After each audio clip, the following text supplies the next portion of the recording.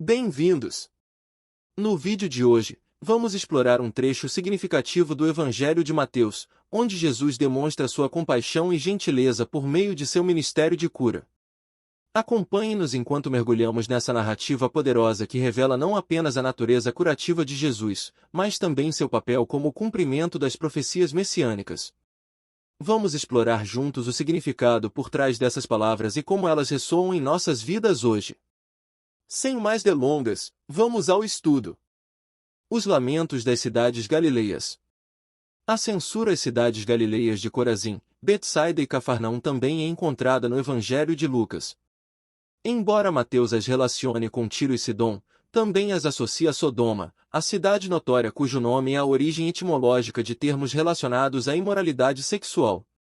Os profetas do Antigo Testamento condenaram Tiro e Sidom por sua arrogância e idolatria a Baal, comparando sua atividade comercial à prostituição. Jesus considera as cidades galileias mais culpadas que as fenícias, pois estas teriam se arrependido se tivessem testemunhado os sinais e milagres realizados por ele. Enquanto desfrutavam de prosperidade material, as cidades da Galileia permaneciam indiferentes. O uso de pano de saco e cinzas é um símbolo de luto, profunda angústia ou arrependimento. Jesus indica que haverá diferentes graus de punição na vida após a morte. A relevância dessa repreensão para a cristandade ocidental moderna é profundamente preocupante. A expressão naquele tempo conecta essas palavras de Jesus com o contexto anterior. Assim, apesar de Jesus ter sido rejeitado na Galileia, ele se alegra porque o Pai revelou essas coisas aos seus seguidores, os pequeninos, enquanto as esconde dos sábios instruídos. Essa revelação é conforme o bom prazer do Pai. A relação única entre Jesus e o Pai expressa aqui reflete a relação de ambos conforme descrita no Evangelho de João. Em Mateus, a relação de Jesus com o Pai no céu já foi mencionada anteriormente e será comentada novamente.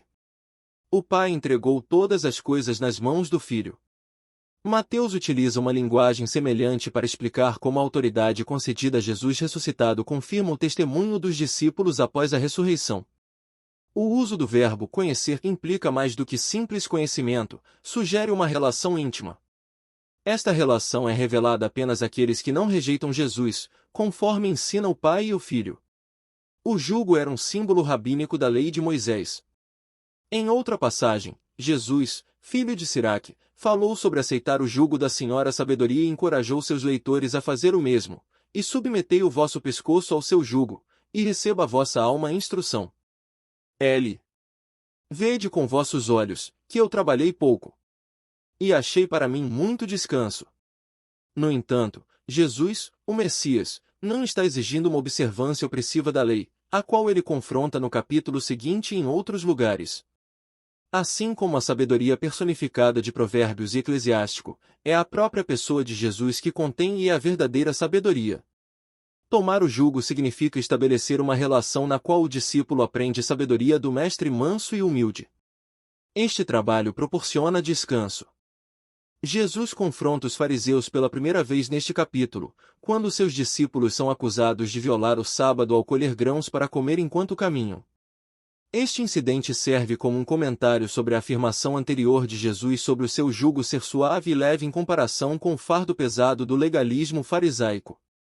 A expressão naquele tempo estabelece uma conexão direta com a narrativa anterior, enfatizando a continuidade do ensinamento de Jesus. Os fariseus, conhecidos por sua interpretação rigorosa da lei, objetam a ação dos discípulos, considerando-a como trabalho proibido no sábado.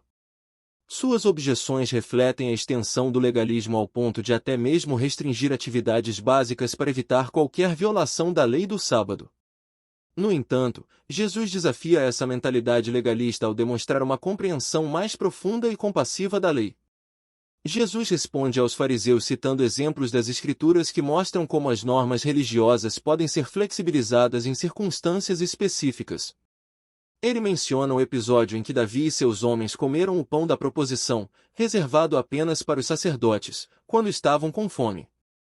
Ao fazê-lo, Jesus não apenas justifica as ações de seus discípulos, mas também reivindica uma autoridade superior à de Davi na interpretação da lei.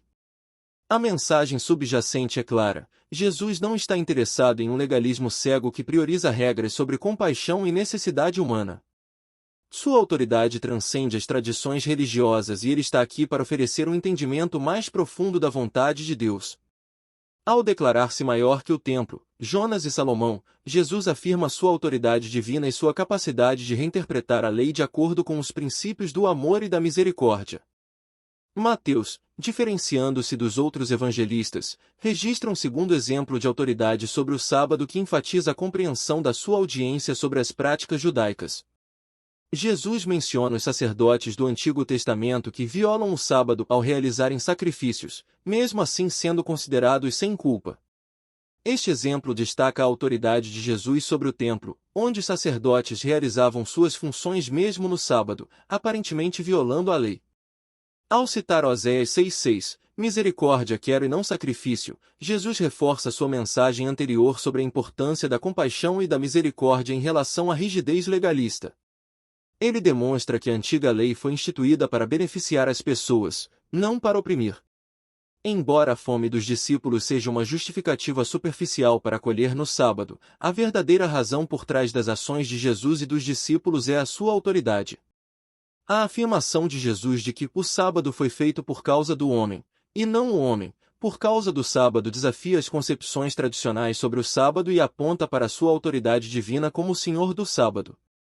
Esta declaração certamente causaria perturbação entre os oponentes de Jesus, pois na mentalidade judaica, apenas Deus poderia ser considerado o Senhor do dia santo. É como se Jesus estivesse insinuando: se vocês soubessem com quem estão lidando, não fariam essa pergunta. A narrativa de Mateus sobre a cura no sábado está intimamente ligada à confrontação anterior de Jesus com os fariseus, como evidenciado pela transição suave, e, partindo dali, chegou à sinagoga deles. Esta passagem não apenas ilustra a autoridade de Jesus sobre o sábado, mas também destaca a crescente tensão entre as comunidades judaicas e cristãs na época em que Mateus escreveu seu evangelho.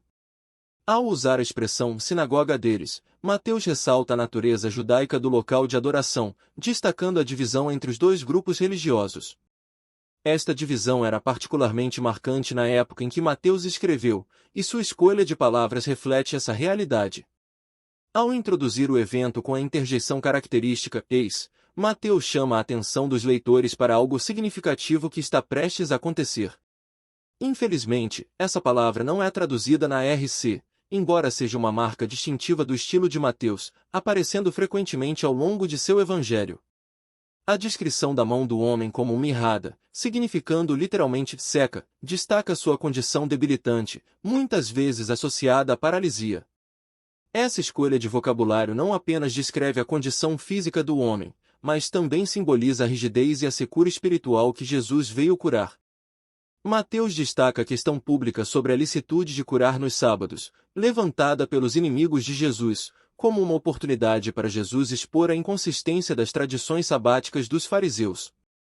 Jesus rapidamente desmascara essa inconsistência ao citar a exceção rabínica que permitia a salvação de animais em perigo no sábado. Essa exceção, embora destinada aos animais, revela a falta de coerência em negar ajuda aos seres humanos no sábado.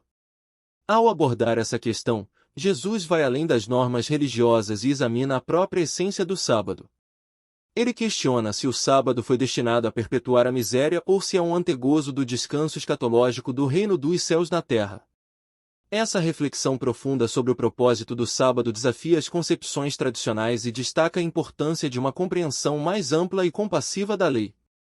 Essa passagem enfatiza não apenas a autoridade de Jesus sobre as tradições religiosas, mas também sua compaixão e preocupação pelos seres humanos, colocando em destaque os princípios de amor e misericórdia que transcendem as regras e regulamentos religiosos.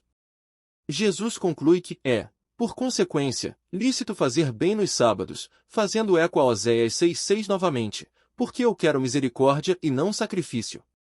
Ao curar o homem, Jesus prova que ele é Senhor do sábado e que o sábado existe para as bênçãos de Deus e para a humanidade. Mais uma vez Jesus demonstra que o seu reino é diferente do que as pessoas usualmente esperam. A Misná estipulava que devia-se dar 2 advertências de violação do sábado antes de se tomar ação contra o violador. Mateus apresentou 2 violações, que logo após resultam em ação contra Jesus. Os fariseus tomam deliberação contra ele, fazendo com que se retire. Ao concluir que é lícito fazer o bem nos sábados, Jesus reforça o princípio de misericórdia sobre os rituais religiosos, ecoando mais uma vez as palavras de Oséias 6,6. Sua cura do homem com a mão mirrada não apenas demonstra seu poder sobre o sábado, mas também enfatiza que o propósito do sábado é abençoar a humanidade, conforme a vontade de Deus. Nessa ação, Jesus desafia as expectativas convencionais sobre o reino de Deus, revelando que sua natureza transcende as normas e práticas religiosas tradicionais. Ao fazê-lo, ele sublinha a importância de uma compreensão mais profunda e compassiva das leis divinas. A reação dos fariseus, que deliberam contra Jesus e o fazem retirar-se, ilustra a resistência à sua mensagem revolucionária e o conflito entre sua autoridade e as tradições religiosas estabelecidas. Essa passagem destaca não apenas a oposição enfrentada por Jesus, mas também sua coragem e determinação em proclamar a verdade, mesmo diante da adversidade. Neste relato, Mateus destaca o ministério de cura de Jesus, resumindo e destacando sua importância profética. Ao evitar os fariseus conspiradores, Jesus demonstra que seu ministério não é marcado por confrontos e clamor público, mas sim por gentileza e compaixão. A rejeição hostil na sinagoga proporciona a Mateus a oportunidade de aludir ao ministério de Jesus entre os gentios, um tema recorrente em seu evangelho. Ao citar Isaías e usar sua expressão característica para que se cumprisse o que fora dito pelo profeta, Mateus reforça a ideia de que Jesus é o cumprimento das profecias messiânicas. A imagem da cana quebrada e do morrão que fumega ressalta a compaixão de Jesus por aqueles que são curados e o seguem. Essa compaixão é uma manifestação do amor e da misericórdia divina presentes em seu ministério terreno. Chegamos ao fim deste vídeo, onde exploramos o ministério de cura gentil de Jesus conforme registrado no Evangelho de Mateus. Espero que tenha sido uma experiência enriquecedora para você, assim como foi para nós compartilhar essas reflexões e insights. Se você gostou deste conteúdo, não se esqueça de deixar seu feedback nos comentários e de se inscrever no nosso canal para mais vídeos inspiradores como este.